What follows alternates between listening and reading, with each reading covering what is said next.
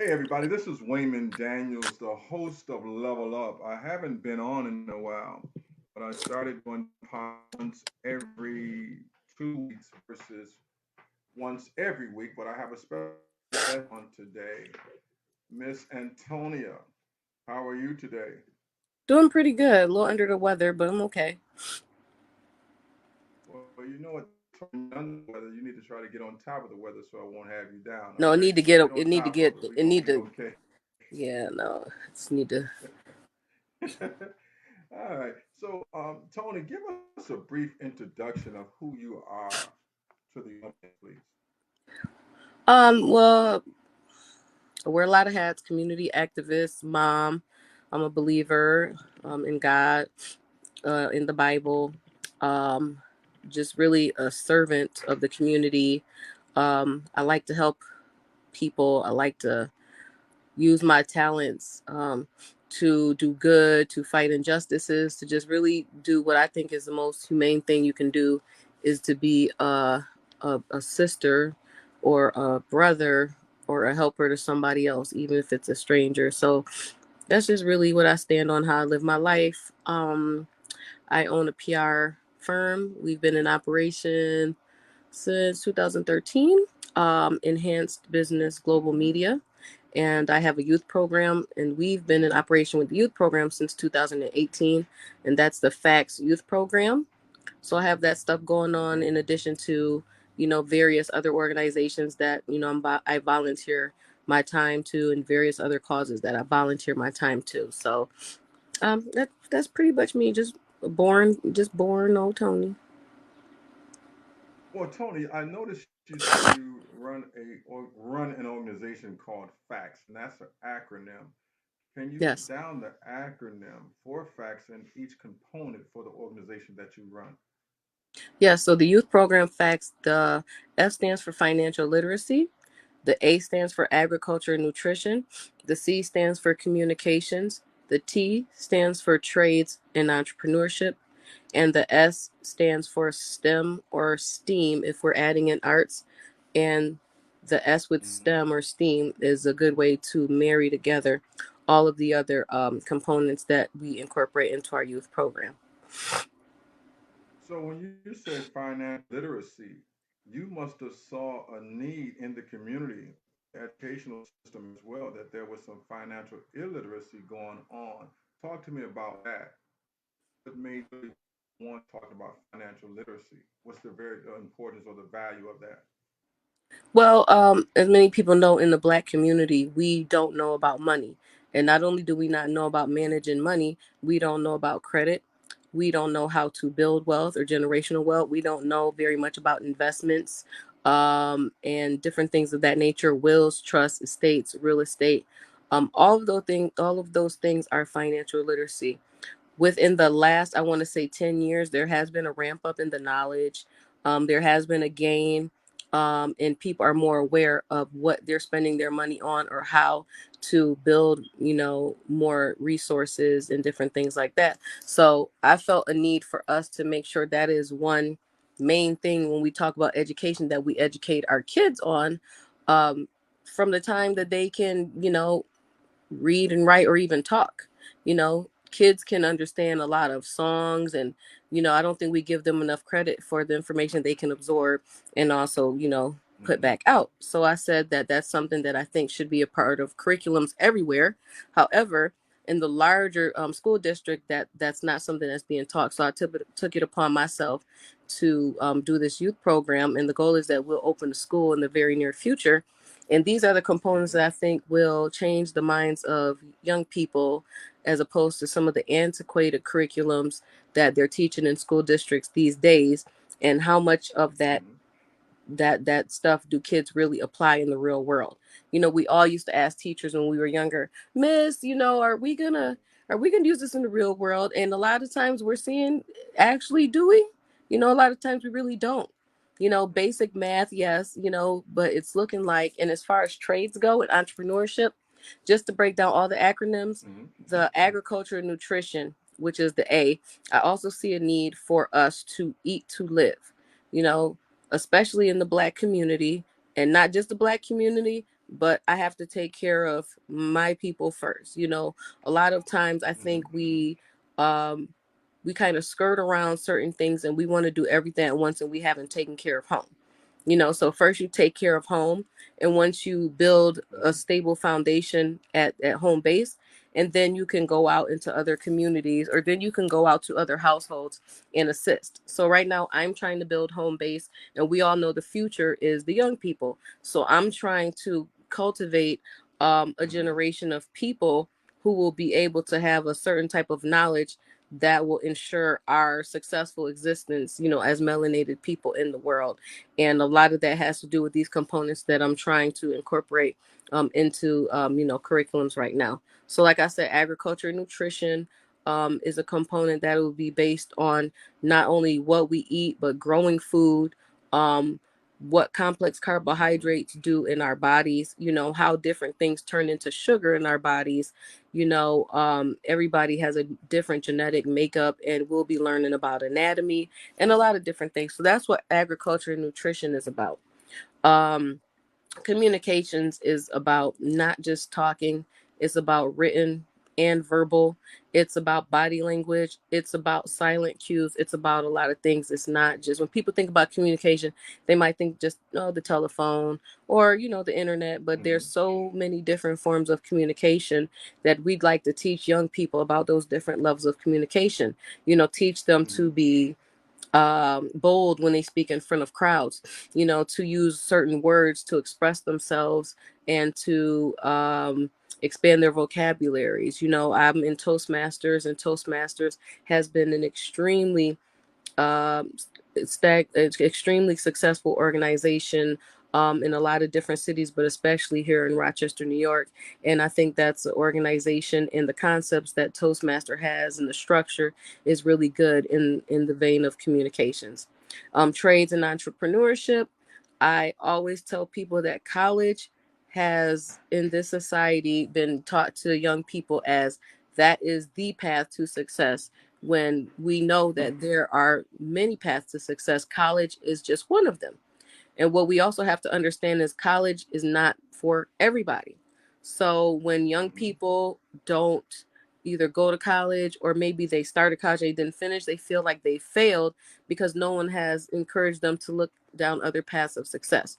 So I encourage young people that college can be one path, or it can be an additional resource, and you can be a business owner. You can be an entrepreneur. You can have an industry, or you can have a product, or you can have a service that you offer to people that generates income to you and your family, and you can go to college. So we need to give the young people options, let them know we don't want to stifle their creativity. That happens a lot too. You have curriculum set up and they want kids to just follow these cookie cutter curriculums, and kids don't Hmm. all learn the same. So Okay. that's So, pretty so much when you a were talking summary of about, the group. well, when you're talking about financial literacy piece, and we have the financial illiteracy going on so much in our community, in our schools, basically not just our schools, but in our homes. Yeah. So, how do we get to the place where we can help those older adults, the Hmm. fathers, the mothers, the aunties, and the uncles, to push for financial literacy in our schools, but also to help them to become educated in this area as well, so that they can have this communication, what you're talking about, so that they can be on the same level and the same line to motivate their children. This is something that we must learn.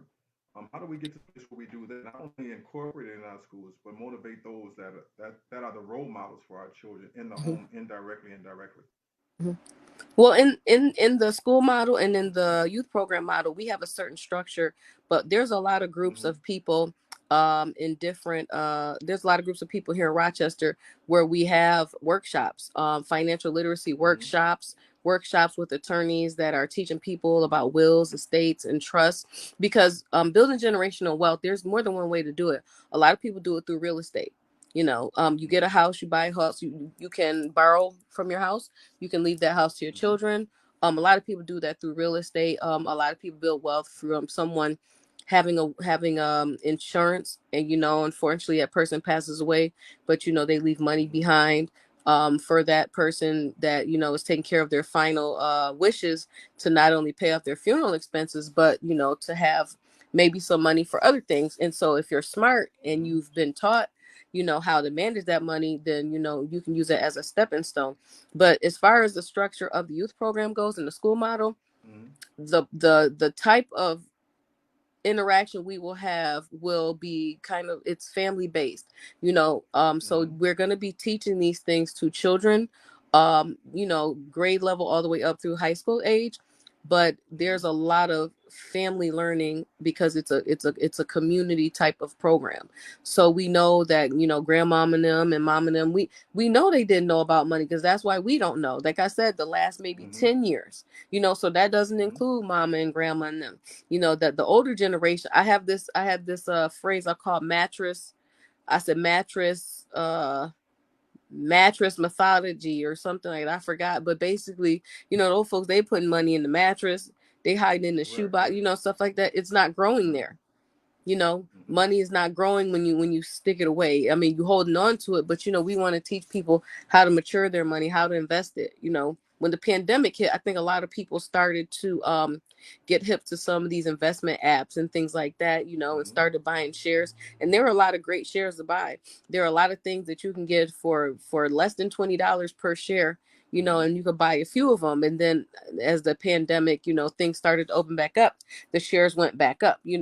And that's the thing I watch Mm-hmm. every couple years. I don't look at my stocks every single day, because honestly, I think it'll probably drive you up the tree, because there's so much fluctuation in the market. You know, Right. things are Right. going up, things Mm-hmm. are going down. In the Nasdaq and different things like that. But even with those apps, you probably should have somebody who can work on you one on one and teach you about the Okay. stock market. So, like I said, the structure that I have in my program does allow for family. But I think a lot of times with young people, they always come home and they ask mom and dad or auntie or grandma for help with their homework. So that right there, will have them exposing that generation under them to some new concepts. Mm-hmm. So there's a lot of things Mm-hmm. that we're looking forward to in the program, and a lot of things we do in the community, that I've already seen, that really motivated me to put all these things together in one program Mm-hmm. and eventually into the school. Well, the program sounds amazing. I want to go here just for a moment though, and want to see what's your take on it. Do you believe that this was done intentionally, or was it done out of ignorance to our inner city school district pertaining to financial literacy and also the food desert that's plaguing our community? Is that intentional, or do you think it was done out of ignorance? um Both. I believe it was Mm-hmm. intentional. Mm-hmm. We Let me see, what can I say on this here platform.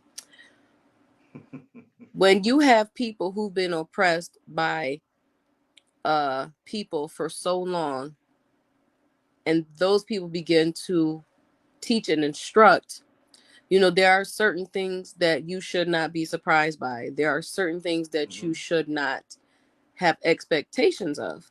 And this is why we have to be our children's first teachers until we are in a position to re-educate from the all of the miseducation that's been taking place. Because Mm-hmm. I honestly feel like that school to prison pipeline, we know there should not be any Mm-hmm.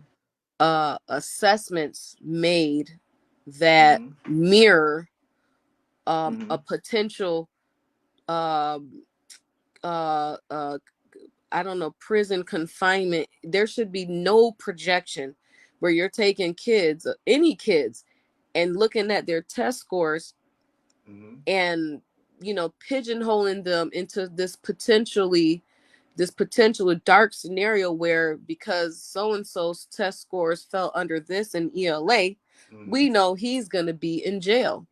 That's criminal. It's sinful and it's Mm-hmm. Mm-hmm. criminal to look at children at such a very young, at any age, but to look at children at such a very young age and make a projection about them. Why would we want these people teaching our kids? You've already Mm-hmm. thrown them away in your mind.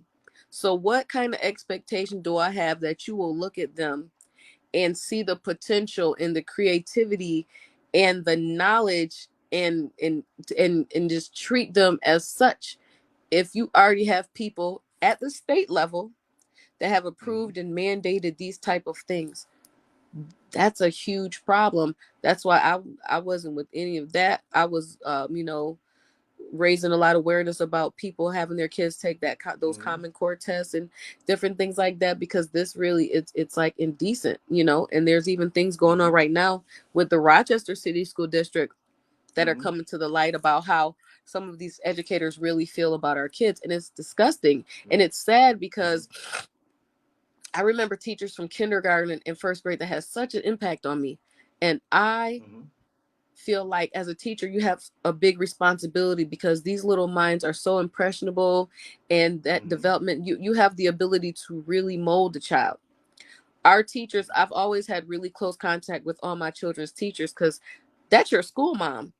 As much time as Right. these kids spend in front of teachers, usually when your kid gets home, you're probably getting off work, it's dinner time, Mm-hmm. and then after that, you talk for a little bit and it's probably off to bed. Because kids are Mm-hmm. getting home at what, like 4:30 in the afternoon, a lot of them. Right. So there's only if really a few hours left in the day for you to spend with your child Monday through Mm-hmm. Friday.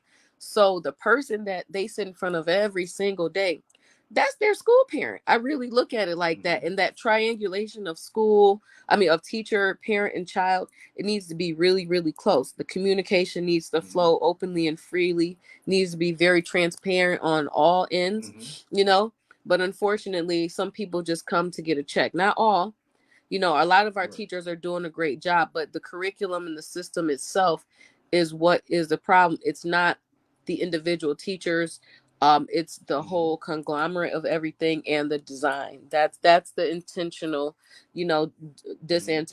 this part that leaves our kid at a disadvantage. So it's intentional, but like I said, over the years, there are individual teachers who put their heart and soul into their kids. They really do. They spend Mm-hmm. their money getting supplies. I know teachers who, have taken kids home and brought, kids shoe, just any number of things you can think of to try to support a young person outside of the Mm-hmm. educational career, because that's just a small part of it. Our kids deal with so Mm-hmm. much stuff, and there's no way that we can actually understand what they go through in their lives. Your So sound went yeah, off, Tony. so there's a lot of trauma that needs to be addressed too in these schools. And like I said, my program, that's one way of addressing some Mm-hmm. of these traumas and helping kids to build self-esteem and knowledge of things that they can actually apply in the real world. Hey, well, Tony, let's talk about this because you said a whole bunch there, which was very good. I want to talk about us as a community, as Mm. parents, as a community, as uncles, aunts, whatever the case may be in our community. Why is it that we settle for these things in our schools and only a handful, not even say a handful, but a couple might complain about it? But what can we do to invoke change instead of just let us be proactive? How can we become proactive to this Mm. situation and not just complain about it, but make things happen? How do we get to that place? Because I notice in our community, I'm not going to say everybody, but some of the people I talk to, we talk about what needs to be implemented. But how do we go about getting it implemented so that we have the best interests of our children and our community at hand? Well, there's a couple different things. Mm-hmm. Understanding goes a long way when you talk about solutions. A lot of Mm-hmm. people want to go to, how do we change this? How do we get past this? Or how do we undo Mm-hmm. this? But first, you got to go back. You got to go back. You got to do your homework. You Mm-hmm. cannot go, metaphorically speaking, Mm-hmm. I can't go to the doctor and just say, give me some medicine. I can't Right. go to the doctor and say, I just need the cure, right? We have Mm-hmm. to do testing. They have to do research. Mm-hmm. They have to ask me questions about the pain or whatever is going on. They have to diagnose it. So we have to do the Mm-hmm. same thing. We have to diagnose what's wrong with us, because some people don't know how to advocate. Some people don't know how to Mm-hmm. make change. Sometimes, just like with pain, something's wrong, but you don't know exactly Mhm. what it is. So I think for a lot of people, they see these injustices, they know that things should not be going the way they're going, but do they really know how to dismantle it, how to break it down, and how to, Mhm. make a change? A lot of people don't really know. Mhm. Um, that really isn't their everybody's not wired to do what we do. Like I tell people all the Right. time, we're the 5, maybe 7%. And the rest of the Mhm. people are the wild ass crazy people. It's not that they don't care, Right. it's Right. just, what do I Mhm. do? So Mhm. God didn't give everybody the same assignment. So Mhm. everybody's uh role isn't going to be the same either. So I think, first of all, it's for the ones who know to raise Mhm. awareness and try to let other people know, hey, this is what we need to do for change. This is how Mhm. we go about making the community better for our children and our children's children, and really try to spread the knowledge as much as you can and get the numbers, because you're going to have some Mhm. people who are at the forefront, you know raising awareness to stuff, and we really need numbers or Mhm. names or Right. signatures, Mhm. things like that. And I think that's really how the world is. It's kind of Mhm. like politics, if you think about it. You have Right. a select few that are making large decisions for people in a specific country, or a nation, and they just need the numbers. They need those people Mhm. to vote for them, and trust that they, even though we know a lot of politicians have Mhm. not, they never really earned our trust, but they didn't do much to make us feel like, after we voted for them, Mhm. that that they made the right choice, unfortunately. Right. However, conceptually, this is Mhm. the same thing. You need a large number of people to Mhm. believe in what you're saying, and that we can all make the change. So I think that's what happens when we talk about how can we get people to care or show up, Mhm. or how can we get them to activate themselves. I don't think everybody's going to activate. I, Mhm. everybody's not built to do that. So I think the ones who are, the burden is on us, unfortunately. But Mhm. it's just what it is, and you understand it, and you just do what you do. You just do what you do. Okay.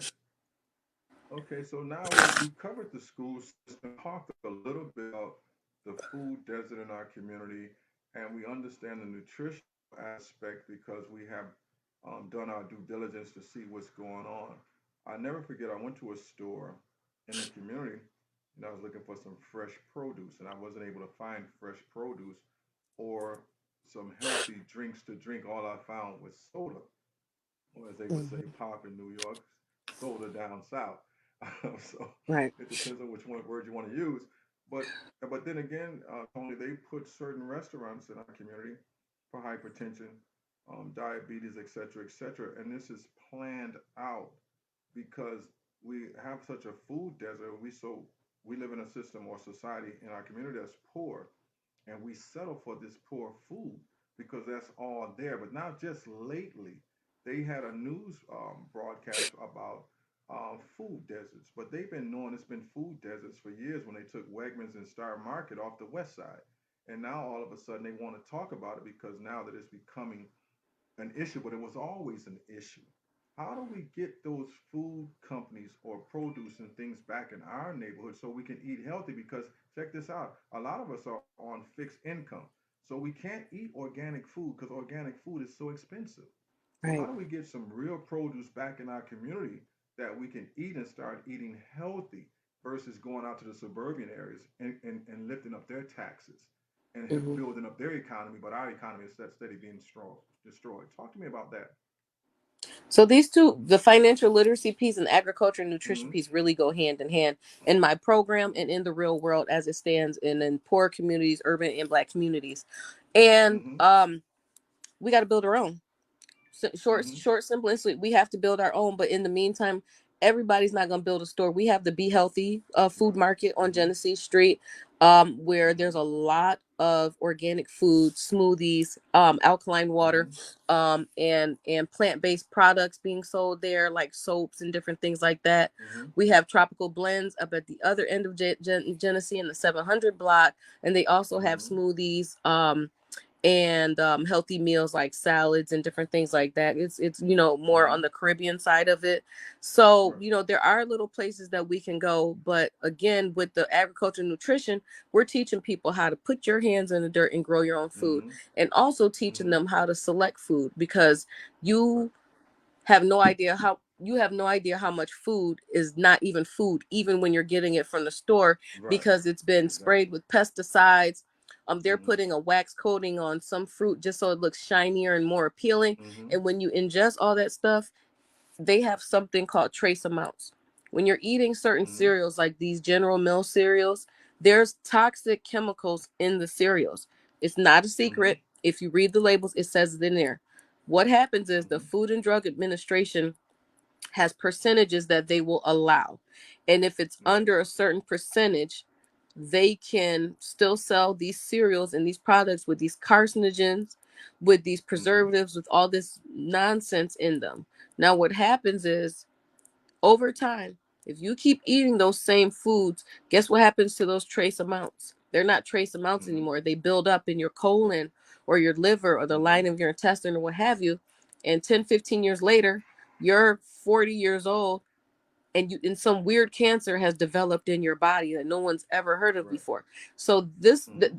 my generation is going through that right now. When I was Mm-hmm. younger, folks wasn't dying in their 40s and 30s. There Right. weren't all these weird cancers. There weren't all these weird Mm-hmm. disorders like autism and bipolar and different things like that. So we have to be really, really careful. I know everyone can't go this route. There are people who are really sick. They need pills. They need different things Mm-hmm. like that. But from my viewpoint, I'm Jamaican. My family, Mm-hmm. just knowing how my family ate, um, we always had a garden. Um, Basic things we did, Mm-hmm. as far as like, eating and living and looking at the lifespan of my family members, there's a Mm-hmm. direct connection to that. There's a direct connection to Okay. that. And I'm not a person who takes pills. If you're a healthy person, your body will cleanse and heal itself over time without medicine and pills. I had Right. bronchitis one time, and Mm-hmm. I think I had an insurance lapse, and Mm-hmm. I mixed up some stuff my grandma gave me, all organic, all Mm-hmm. out of the ground, and I did a flush, and Right. after some time, Mm-hmm. that bronchitis cleared out of my system. Right. Okay. So, Okay. So we talked about. I like what we our discussion talking about the school, the literacy, the food desert, etc., etc. So let's just shift just a little bit to the violence that's plaguing our community, where our streets are becoming like rivers of blood. I heard you say that you're an advocate for Stop the Violence and you work with people, young women, young men. What gave you a desire to do that? What was the pushing or motivation for you to start wanting to work and be an activist? um, from a very early age, I've always been the one who asks Mm-hmm. questions. Stop asking so many questions, Tony. Just do what they say, Tony. I've always been hard headed. I've always needed Right. to know why. I've always been Mm-hmm. extremely inquisitive.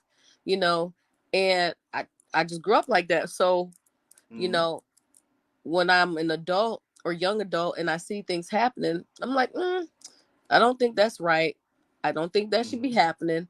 I'm gonna open my mouth and say something, and that's just what it is. There really was no great epiphany. It's just, this is just the person that I am. This is the person God made Mm-hmm. me. My ministry is with women and children. I've been through Mm-hmm. things as a woman that were hard in my life, and when I matured spiritually, I just kind of had to suck it up and say, well, maybe I was strong enough to go through these things, and I could witness Mm-hmm. to another sister to let them know this will not kill you.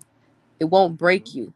You'll survive and you'll be better. It doesn't look like it now, Mm-hmm. but you will. So that's kind of my story. I'm pretty transparent about my life struggles and my Mm-hmm. experiences, good, bad, ugly, or whatever, because all these Mm-hmm. things make us the people that we are, you know. So when you skip steps, when you skip the rainy days, you don't get the garden, you know what I'm saying? So you got to Right. get rain to get the nice beautiful flowers. So I just try to Mm-hmm. look at it like that. But as far as the violence goes, we have we have um a lot of work that we are all doing. And so Mm-hmm. I try to find creative ways to say we rally, we pray. Lots of times we have events where we have food involved. And I Mm-hmm. think what we have to really focus on more is getting the kids, getting these young people involved. I can't say that Mm-hmm. enough. I say it all the time. I'm not the only one. But when we want to make decisions for the youth out here, not having them at the table, not having Mm-hmm. them a part of the discussion, not allowing them the autonomy to tell us in their own Mm-hmm. words how they feel, what can help them, what they need, um is like us spinning our wheels, you know. Mm-hmm. We have to really, like I say, I want to pass the torch before the flame goes out. One of Mm-hmm. our issues as the, I'm not in the elders category, but as the elders, Mm-hmm. from what I've seen from being that generation between the young people and the elders, is Mm-hmm. some of the elders, not just saying Rochester, but some of the elders are afraid they gonna mess it up, you know, so they don't pass Mm-hmm. that torch on when they should. And sometimes there's young people in that next generation that lose interest because they see they're Mm-hmm. not being utilized, you know, or people are afraid of the young folks. And one thing I don't believe in, I don't believe in bad kids. I don't believe Right. in bad kids. I believe in kids, even people. Everything happens for a reason. The only way you will be able to change a situation, change the violence, change anything starts here. Change happens here, Mm-hmm. you know, not here Mm-hmm. with the lip service, you know what I'm saying? But change Right. happens in people's minds and in people's hearts. That's where, Mm-hmm. when they talk about the revolution will not be televised, my interpretation of that, people think about it ain't going to be on TV, it's not going to be broadcast. I Mm-hmm. feel like Right. that change that people are going to say they want to revolutionize themselves. So that change is going to Mm-hmm. start in a person on the inside. So Mm-hmm. that's what I think. That's my interpretation of the revolution will not be televised, is because it's Right. not going to be anything you see outwardly. It's going to be inward thing. So you Mm-hmm. have to focus on what is somebody's thought process, what behaviors, what's their trauma look like, what have they been through that caused them to pick up a gun, to do X, Mm-hmm. Y, and Z, to do any number of illegal or violent things that led to what we're seeing today. Because people talk about you know, more policing, more putting people in Mm-hmm. jail, the bail reform and different things like Mm-hmm. that. Bail reforms letting more criminals out. But all those conversations are really reactive. They're not proactive. Mm-hmm. You know, police arresting people, convicting them, making more stronger jail sentences. Someone's already been shot. Someone's already been raped. Someone's already been robbed. Someone's Mm-hmm. already been killed. This stuff is all talking about what we do after the crime has been committed, After. right? Right. My Mm-hmm. approach is, what do we do to prevent the crime? You know, and when I Mm-hmm. look in some of these like Channel 13 news or any of the news station, and you have some of these white people who are out of touch. I don't think everybody is Mm-hmm. racist. Some people are a Right. conversation or two or five or four away from understanding, right? Mm-hmm. So when I see some of the things these people say, I'm just like, they have no damn clue. I say they ain't got a clue. Mm-hmm. They just have a Mm-hmm. perception. You don't know this Right. person. You know, you Mm-hmm. didn't know that Wayman is also a Bills fan. You didn't know Wayman was a Mm-hmm. Bills fan and his favorite color is purple and he likes Nike. Right. So that guy Mm-hmm. that lives in Fairport and Wayman, we actually got a lot in common, you know? Right. So Right. when you have those conversations, and this is what we would, you know, try to do when it comes to the police department, you know, because you have potentially a person in uniform looking at, let's say, a young black kid on the corner Mm-hmm. as a threat, you know, because they don't live where we live. They don't understand what we Right. go through. They don't even know why this young man's on the corner. The assumption is probably he's either selling drugs, getting ready to commit a Mm-hmm. crime, or just doing Right. something nefarious or mischievous. And when Mm-hmm. this young black kid sees a police officer, there's absolutely no trust. All they know Mm-hmm. is this cop doesn't know me, and all he wants to do Mm-hmm. is take my life. So if you Right. think of the tension that exists on both ends of that spectrum, you know, Mm-hmm. it's almost like a powder keg for,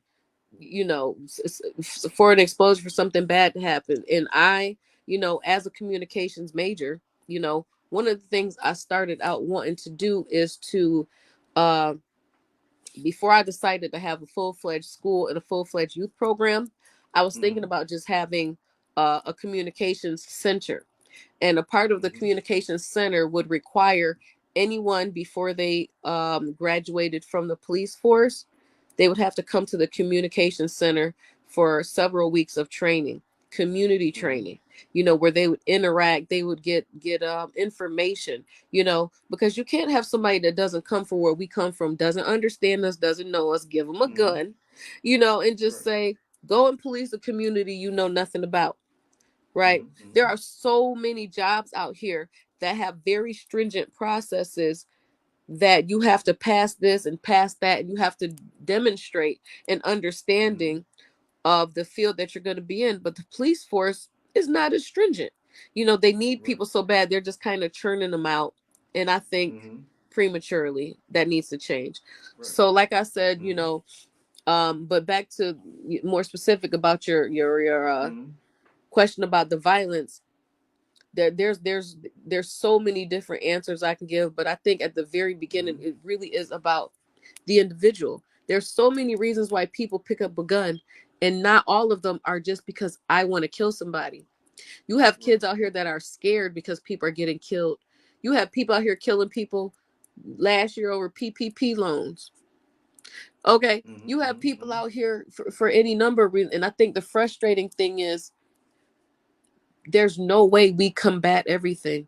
There's no way Right. that we can have a solution to any number of things of why someone might pick up a gun. Mm-hmm. And also, getting back to mindset, it's not about guns, because Mm-hmm. I believe in upholding our Second Amendment rights. It's about the person, because honestly, Wayman, if somebody's mad enough, Mm-hmm. they can get a bat, a knife, a Right. high heel Mm-hmm. shoe, their bare Mm-hmm. fist, and kill somebody. you know Right. so I think, again, we need to really focus on what do these people think, and how Mm-hmm. can we change the minds of people to get them to value themselves. Because someone who Mm-hmm. kills somebody that looks like them, you don't love yourself.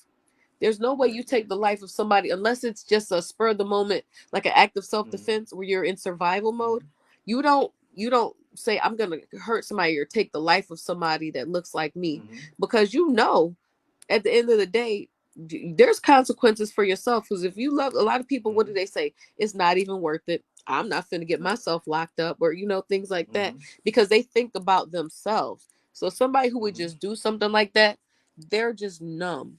They don't love themselves. You Mm-hmm. don't love yourself, you can't love anybody else. So I think we need to really, again, focus on what is going. We just have to, proverbially wrap our arms around as many of the Mm-hmm. young people as we can. We need to take the time. We need to take Mm-hmm. the time. When I go to the store, I take the time to talk to this kid or that kid, you know. Mm-hmm. And if I see him multiple times, I call him by name. I ask him Right. what's going, what are you doing, how's school going, what are you doing with yourself, because we got to talk to him. I had Mm-hmm. people that were placed in my life, thank God, that they really, exposed me to a lot of great things. People talked to me. They took the time. We cannot, I look at kids like all these kids is my kids. All these kids are Mm-hmm. my Mm-hmm. kids. That village mindset, we have to practice that. Mm-hmm. We can't just say it. We have to really literally practice that. Right. And I think that is one of the ways that we get some of this violence to decrease. There's so many Mm-hmm. kids out here that have parents, but they don't have, or I guess so many kids have a mom or a dad, but they don't have parents. A lot of times Right. things happen, they ask for, what about the parents? But what is them parents going? We don't know. You know what I'm saying? That mom and dad might not be a parent to that child to direct them. Mm-hmm. So, you know, a lot to Well, be considered. let's Mhm. talk about that family structure and family dynamic, if we can, because we understand that a lot of our young people, a lot of families are separated, right? But Mm-hmm. my question to you is how important is that right male figure in the home or outside the home? Do you think that plays a part in a lot of things that's happening in our community with the violence? Because the male, he's there, but he's not there, or he's not there at all. Yeah. And then that male, because I say that because Tony, I was that male. Mm-hmm. I was in the house, but I wasn't in the house. I Right. was more, I brought home more street knowledge than I brought home the father knowledge. So, Yep. how do we talk about the male becoming that positive role model that in turns teaches his son, his daughter, what a man's supposed to look like? How do we get to that place? Yeah. Well, unfortunately, jail, incarceration, and death has taken a lot of males out of the home. Um, Mm-hmm. there's a dynamic that has put a wedge between black men and black women, Mm-hmm. where the black women don't feel like they need a man around when they Right. have um, Mm-hmm. the college degrees, they have a good Mm-hmm. job, or they own a home, or they're Mm-hmm. making a certain, salary or hourly wage, or they're getting stamps or WIC or Section 8 or what have you. And so Mm-hmm. the man has been replaced by the county. The man has been replaced by these government funded programs that end up running out.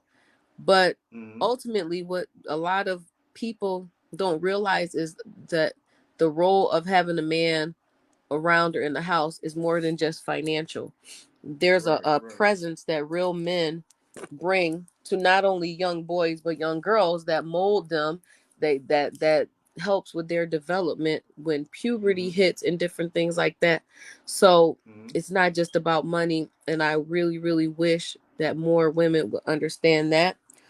But then Mm-hmm. on the flip side, you have men who can cook for themselves. They clean, they do Right. this, they do Mm-hmm. that. And then they get to saying, like, oh, well, I don't need a woman, and it's Right. like, we got men saying they don't need women and women saying they don't need men, but people Mm-hmm. having babies, you know, and in Right. the process, you guys aren't thinking about the kids because sometimes relationships Mm-hmm. don't work out, right? Sometimes Right. relationships don't work out, and we have to understand that, when they Mm-hmm. don't work out, you can still co-parent, you can still be Right. friends, you can still communicate. Mm-hmm. You should be able to still communicate effectively.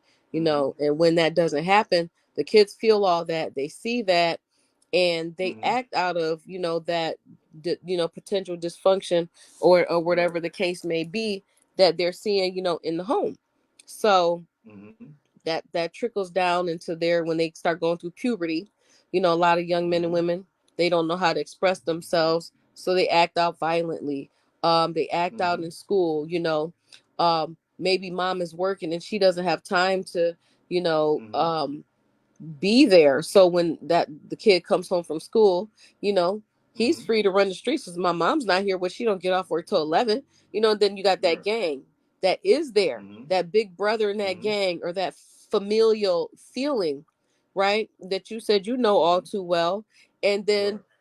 if there's money involved or flashy clothes or jewelry, of course, now that's somebody you're idolizing. So, of course, I'm going to Mm-hmm. listen to what Big Bro got to say. You know what I'm saying? He got Right. all the girls, he got all the money. You know what I'm saying? He's cool. Everybody looks up to him. So I want to do what Mm-hmm. he tell me to do. My mama, and now it comes to the point, you got a 15 or 16-year-old that might be out there getting money, or just Mm-hmm. having that feeling of being accepted and included. So it's like, is he really going to go home and listen to his mama? you know Right. Right. and do Right. mama got time to even make them listen? Mama got to make money to keep food on the table and a Mm-hmm. roof over their head, and maybe the dad is gone, in whichever way, he's not present by death, by jail, or maybe Right. just absent because he's absent in his mind, and he still got Mm-hmm. some growing to do. Like I was talking about Father's Day, us women, a lot of times we get angry. I know Mm-hmm. I've gotten angry, but as I got more mature, realizing that we all have a role to play. Mm-hmm. And even with these fathers, you got a deadbeat dad, or however he's categorized.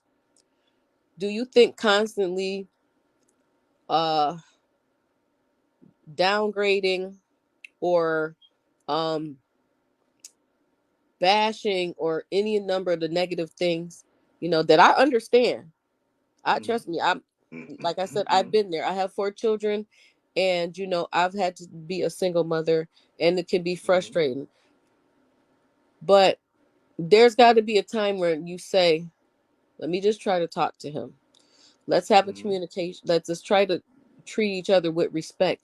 Because are you going to really expect to get any results by doing the negative stuff, the cursing and the I don't know. I like peace in my life.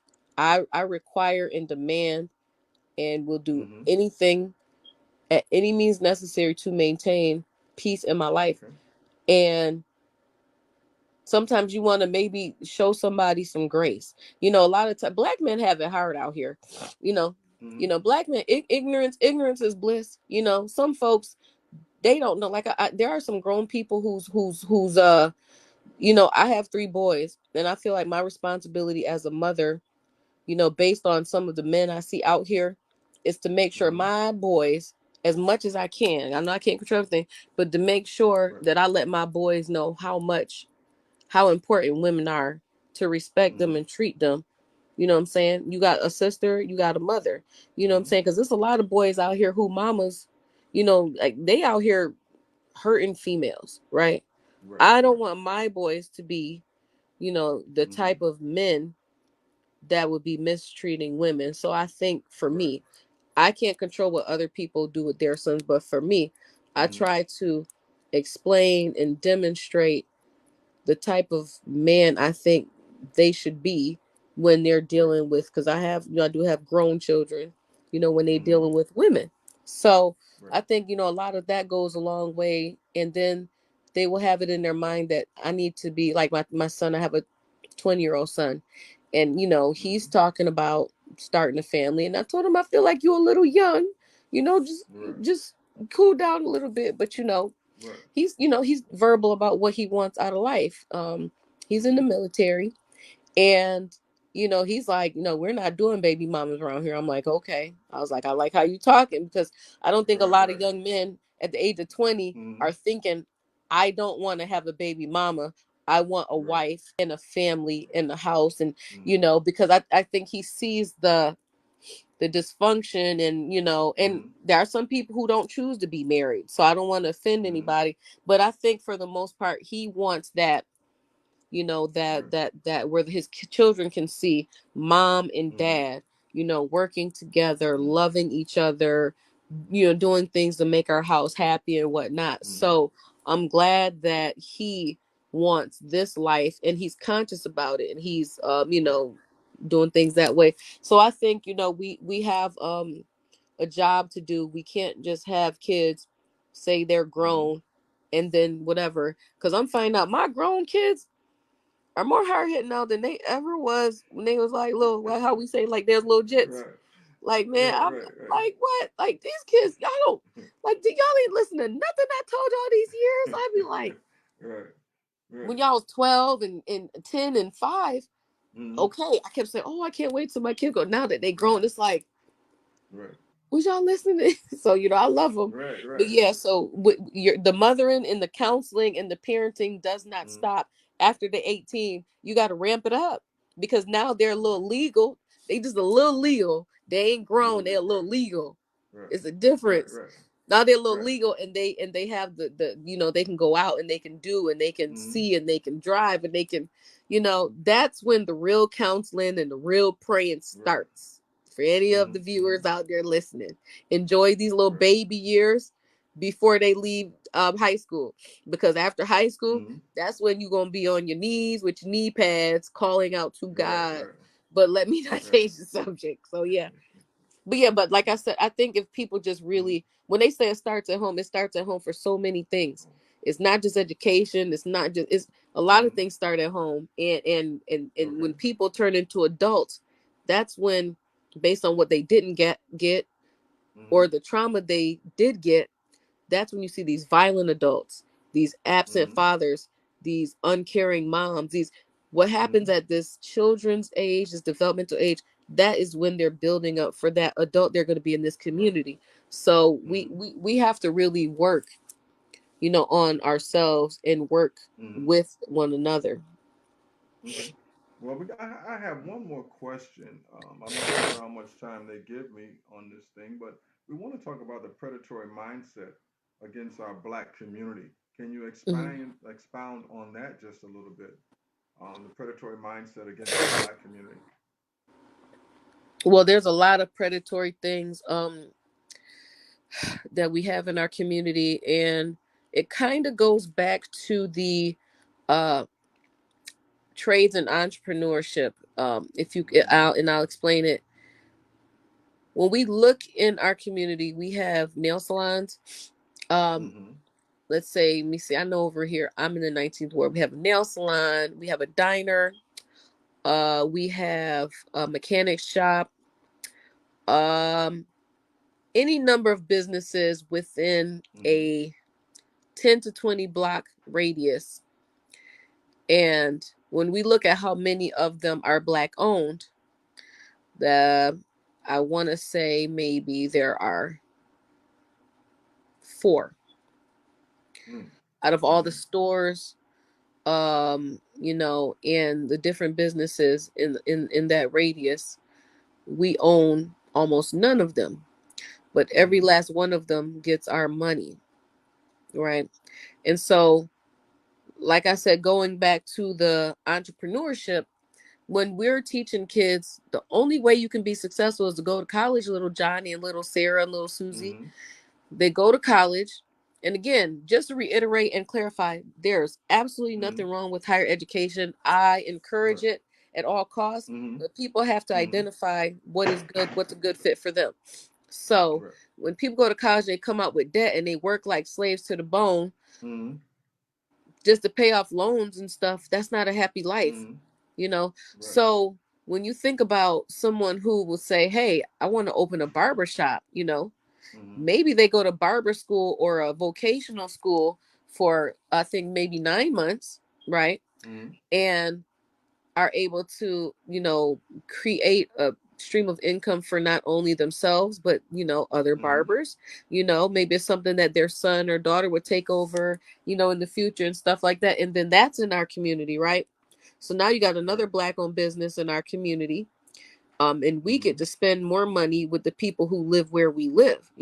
So when we Right. talking about predatory, when it comes to money, marketing, predatory are kind of synonymous. You know what I mean? Mm-hmm. People are saying, and we all know black people don't understand money really ain't green. It's black. You know how much Mm-hmm. we generate as far as dollars go, and there are people who, some of these white folks out here, some of these Asians, some of these other races, they can't stand us, but they know that Mm-hmm. we will spend money. So they Right. cater to whatever we need.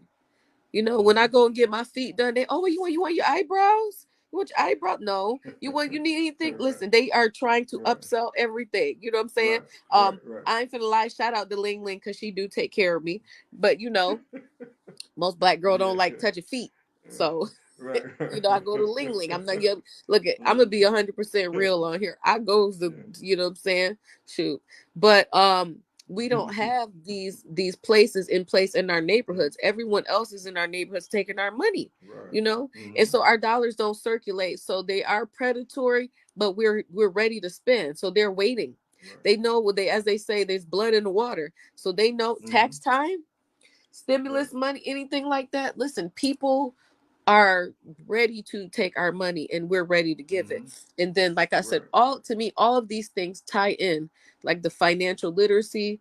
A friend of mine was saying that two books that you should read is the 48 Laws of Power and I Mm-hmm. Think Rich, something like Think Right. Rich and Rich Mm-hmm. Dad Poor Dad. I Mm-hmm. said, first you need to read Willie Lynch. You need to read Right. Francis Cress Welsing. You need to Mm-hmm. read about the destruction of black civilization. There are other books I Mm-hmm. feel as black people we need to understand Need to self. read. We need to Right. Right. understand what's been done to us because let's say Wayman go and you get that money. You know what I'm saying? Mm-hmm. But you ready to buy chains and Cadillacs Right. and you know what I'm saying? All these different Mm-hmm. things. And now 5 years later, you sit there and say, "Geez, what do I really have to show for it?" There's nothing wrong with a Mm-hmm. nice car and jewelry, but when Right. we think long term, when we think again about generational wealth, you can invest in things that continue to grow your money for Mm-hmm. you. I'm trying to make money in Right. my sleep, you know. Right. Right. So those are just some of the things I think that we can subjects we need to address on a regular basis and keep them at the forefront Mm-hmm. of our brain. So yeah. Okay. All right, Tony. We're coming to the end of the road. Now I need you to drop a jewel on our viewers in True. conclusion, but also let our viewers know how they can get in contact with you and your Hmm. organizations and a lot of things that you are involved in. So, can you give us a conclusion, some motivation, and then let them know how they can reach Tony Hmm. and get involved? Well, if I could say one thing, I would just say that we need to unity, unity, unity. That we have to Mm-hmm. unify. We have to put our differences and our egos, in our misconceptions about one another to the Mm-hmm. side, and really look at what we want to do for each other as a people. We can't keep shaking our heads. We just can't keep doing it. We need to come together.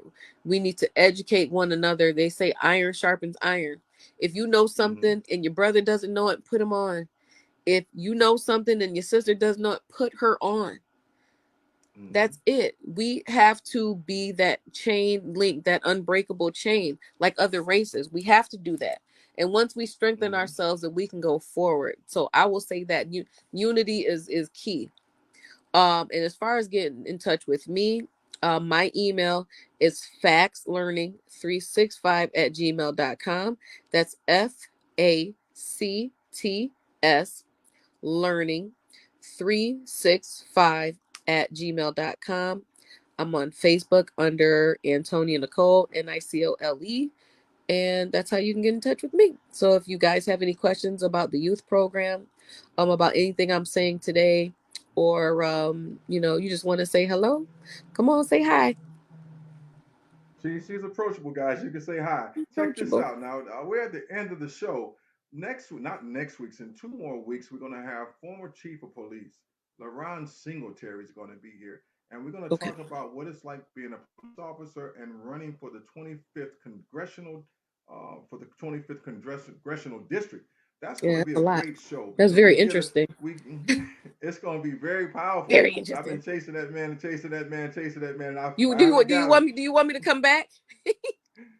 I definitely want you to come back because we got a lot more to talk about pertaining to what you're talking about because it's not just a one part conversation. It's going to be a two part, maybe a multiple part, more than just two part because this information needs to be inseminated out so that people can know and become educated. And I love the way that you articulate what you're saying. And I guess we're going to have a I'm great sorry time. I'm She's coming sniffling. back, Like I y'all. told you, I'm a little sick this week. I'm so sorry. I'm probably annoying, Well, but she yeah, going she I gonna can't get breathe. stop from she gonna get from under the weather and get on top of the weather next time we I come got back. time. But before we go, Antonio, you gotta hit him with my signature goodbye. Peace. Goodbye, peace.